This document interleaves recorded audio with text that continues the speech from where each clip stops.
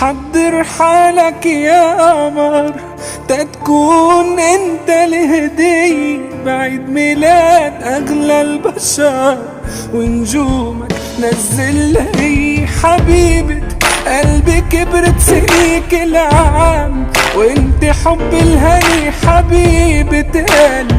كبرت سنيك العام وانت حب الهني حضنك انا شفت الجنة بعيني